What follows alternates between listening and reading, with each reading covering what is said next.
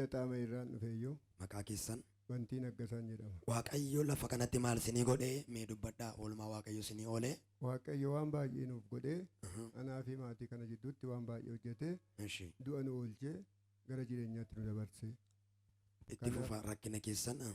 Eeyyee rakkinni keenya gaa waa'ee maatii koo kanaati baay'ee dhukkubeeyyuu humna dhukkubee sammuun ishii kun baay'ee dhukkubeetu gara warra ishii kana dhaqxee achitti dhukkubsattee bakka baay'ee ijoollee ishiis wallaaltee maatii wallaaltee hundumaa irratti bakka baay'ee rakkattee achiin booda bakka fallisaan nu harkaa badee mana hakimees geessinee hir'ina sammuu jedhanii garuu qoricha kennanii fi qorichi somaa yaaluu hin dandeenye waan isaa wallaallee bakka booda achii waldaa geessii waldaattiin fayyitii naan jedhanii amboo kana geesse hin beektu garuu ishiin dirqama nan qabee geesse obbolaan ishiitiin illee ollaa fidaamee gara katamaatti hidhee waamnaan uffata jijjiirachuu hin dandeenye uffanni irratti xuraa'eeraa nuti wanti goonu hin jiru ishiin of hin beektu jedhanii na harkatti didanii. Walumaa gala sammuun ishee gadhiisee ture jechuudha. Eeyyee kanaan bakka achiin naqee dirqama nani bakka uffanni isaa xuraa'u kamaanii hojiraattee hin fayyitii hin qayyaratti jedhee uffata ishii fayyaas jalatti baadhee fi giddiir waan geessee bakka qabee amboo kana fidee ambonnaan geessu garuu maa fayyuuti hin bubbulaa irraa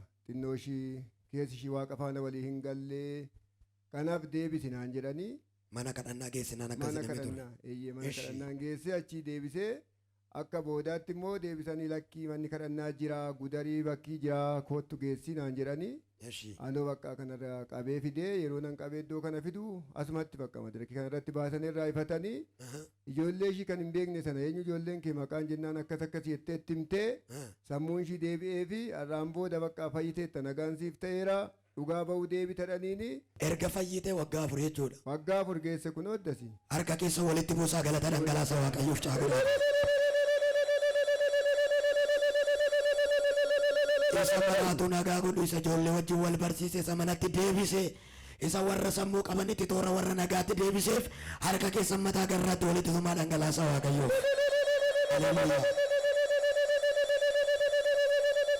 Haati manaa keessan kun yeroo sammuun ishee dhukkubuu isin hin beektu hojii tokko jechuun dandeessu turte. Eeyyee waa tokko hin dandeessu bakka nama qattee nayyuu yeroo nan naqee bakka addasii adda fayyitee natti himti garuu yeroo sana hin beektu bofa wayisitti xaxamee jira wayi natti fakkaata kanaafan si baqadhaa waan bofti sun hedduu wayi natti fakkaatatti yeroo nan mana sana tokko seene mana tokko hiitee baatee mana tokkotti baqatti. Yeroo mati mana tokko seentu manicha keessa taa'uu dandeessu. Hin teessu bakka mana sana keessaa karaa tokko baatee baqatti bakka akkanatti bakka namatu qabaa xiqqoo nama biraatti iyyuu xiqqoo dubbatti malee nammoo na baqatti bakka bofa sirra jira waan ta'e hin beeku nan sodaadha naan jetti eddasii natti himti kan. Erga gaafa lafa kanatti kadhatamee fi waggaa 4 jettaniittu erga gaafa kanaa kaasee amma ammaatti haati manaa keessin baqattee beetti ijoollee ishee wallaaltee beetti amma.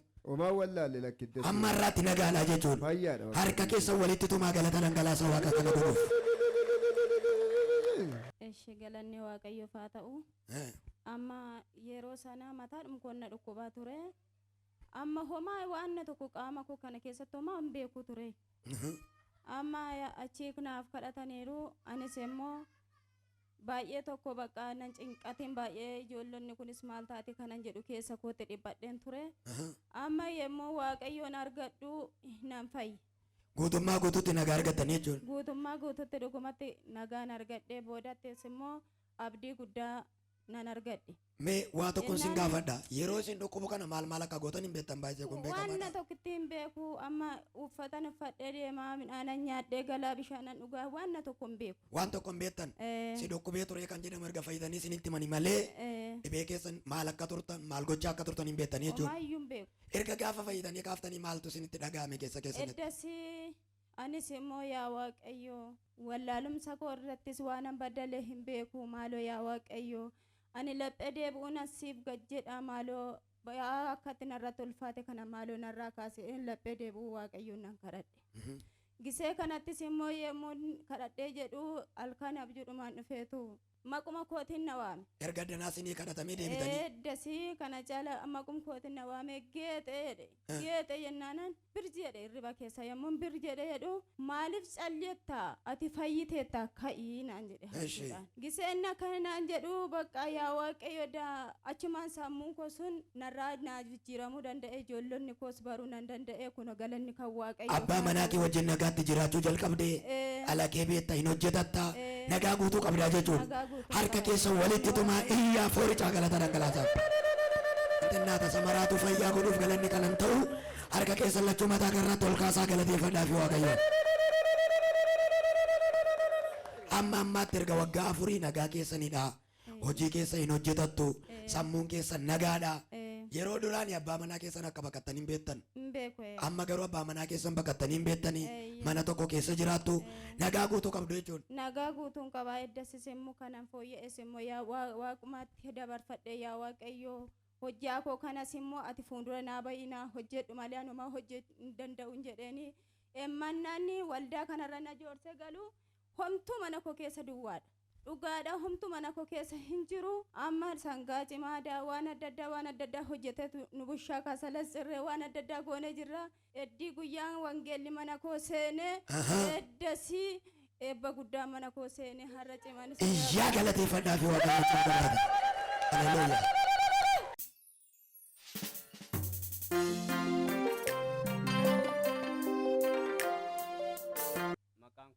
Kumala margaan jedhama. Eessarraa dhuftanii? Ganda qorroo qarsaarraan dhufe. Waaqayyo lafa kanatti maal isinii godhe? Waaqayyoon lafa kanatti gocha guddaa naa godhe maqaan isaa bara baraa naa ulfaatu. Ameen. Anis akkanuma nama wangeela tajaajilu sooraa waaldaati. Paastariidha jechuun. Waggaa 6 fi haati manaan koo kun hin dhukkubsatti. Torbee lamaan har'aa lafa kana dhufne. Torbee lamaan har'aa dhufne kana keessatti ganama erga kutaan faaruu faarfataan faarfatee darbee raajimeessi namni Waaqayyoo dhufee madirakii qabate. Gaafa sana otoo kadhachaa jiru namni 5 dubartoonni 5 namni dhibee fi hafuura hamaadhaan qabame in kufa jedhee raajii Waaqayyoo karaa isaa haasa'e. Ergaa dubbatu sirraa raajiin fayyadoo tajaajilaa ba'an.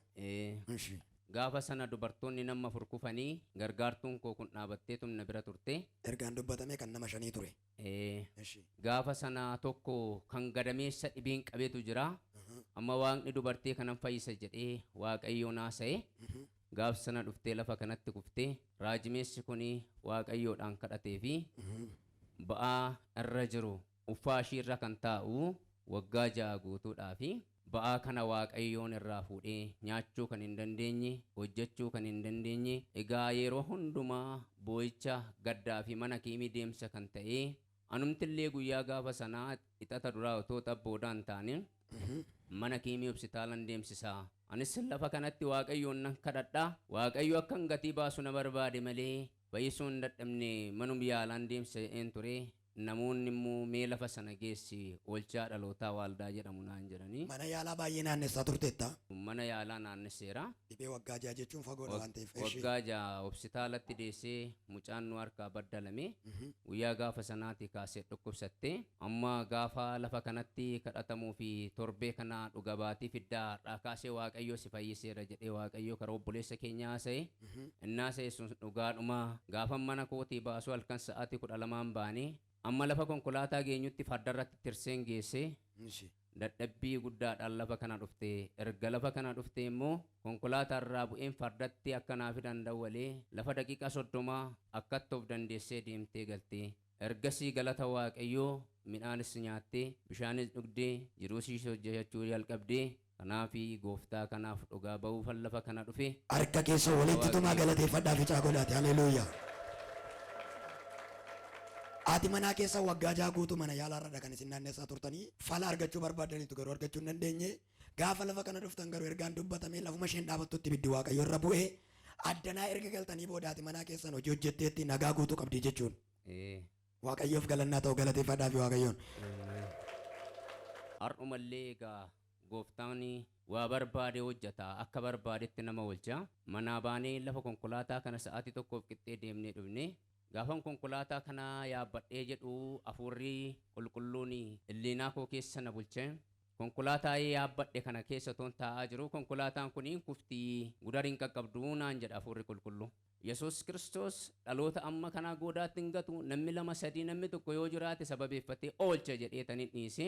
Gaafa lafa daqiiqaa 5 adeemnu konkolaataan kun namicha harkaa adeemee gara yallaatti asii gasharattatee miilli karaa fuulduraa bu'ee erga bu'ee lafa hin oolu hin jedhamnetti lafa hin ba'u hin jedhamnetti lafa qabuu hin danda'amnetti harki Waaqaa xaalqaa galee qabee namoonni dhaabatan jiru, namoonni taa'an jiru. Waaqayyo ammallee amma yeroo isa kanallee nu oolchi. Harki Waaqaa nu faana ta'e galata guddaa qaba waan inni maqaan isaa ulfaatu. Dhangalaasaa fi galata keessan isa nama oolchu kanaaf. Maqaan keessan eenyu ture? Muluu. Muluu jedhamtu. Yeroo isin dhukkubu akkam sin godha ture hin qaana'inaa dubbadhaa. Kan koo fuula Waaqaatti dubbatame nu. Waggaa ja'a guutummaa dhiiga kootu gannamaa ture. Iddoon dadhabee haala keessan tarutti sareen dhugdee dhaloota hin jiru. Ilma Waaqayyoo guyyaa keessaa guyyaa gaafa tokko dadhabee ciise. Ilma Waaqayyoo nama lubbuu koo ittiin furtu umtuu hin jiru dhaloonni lafa kanarra jedheen bakkum sana taa'e boo'e. Ennaan boo Waaqni garbicha isaanaa kaaseen hawaame. Harka isaanarra kaa'ee kadhatee umanaaf kadhatu. Mana yaalaas nan deemee kiniinis nan nyaadhee umanaas quudide. Obbolaan koollee nagatan hundumti isaanii bakka irra kadhetti yaa Waaqayyoo qabeenyaa soonaaf kennite wangeela soonatti kennite maafan kana baadha jedhee kan Waaqa fuuldura kaa'e waan biraa dhiise fannoo kee jala fidadheera dadhabbii koo kana fira koorraas cite hundumarraa cite isum fuularra keewwadhe ilma Waaqayyoo guyyaa isaarratti gaafa inni hin jirres manuma kiimiin deema bakkan qophaa koo jiru kanatti suma abdiin koo jedheen gooftaa fuuldura keewwadhe guyyaa keessaa guyyaa gaafa tokko lafa gimbii jedhamurra hin jira bulchaa dhalootaa kan jedhamu jira itti fayyitaa dhaqinaan jedhanii dhaloonni asitti fayyannatti himanii jedhanii dubbatu. Nan dhufee lafa kanarraa Waaqni koo lafa kanarratti amantii qabdaa guyyaa naan jedhe galee eeyyuun jedhee natti guutame guyyaa gaafa sanaa kaasee surree lamaanan deema fuula namaatiin dhaabadhu waaldaa dhiiseera bakka fooliin koo namatti hin ture gaafa Yesuus na qaqqabu har'a kinu surreedhuma malee fuula garboota Waaqaa dhaabadha. Namni ililchuu danda'u waa ililchuu ni takka caagodhe abeet. Fayyee biddeenis nyaadheera adeemeera akkuma namaatti dhaabbadheera fuula nama Waaqaati boruttis akkasumatti abdiin nan eeggadha. Dhiigi waggaa ja'a isin irra yaa'aa ture erga gaafa torban lamaan irraa kaasee isin irra hin jiru jechuudha. Narra hin jiru kinu har'a akkasitti dhaabbadha. Har'as immoo namni akka koo rakkattee firti gatee yoo jiraate qabeenya keettis hin abdatin fira keettis hin abdatin Yesuus Kiristoos duwwaatti abdadhu qabeenyumaas hin gargaaru. Biyya lafaa irratti hafa garuu abbaa keenya qabna wangeelaan koori inni si boonsa. Ameen. Akkuma duwwaa kan qaban manuma. Galateeffadhaa fi caagodhaati eebbifamaa.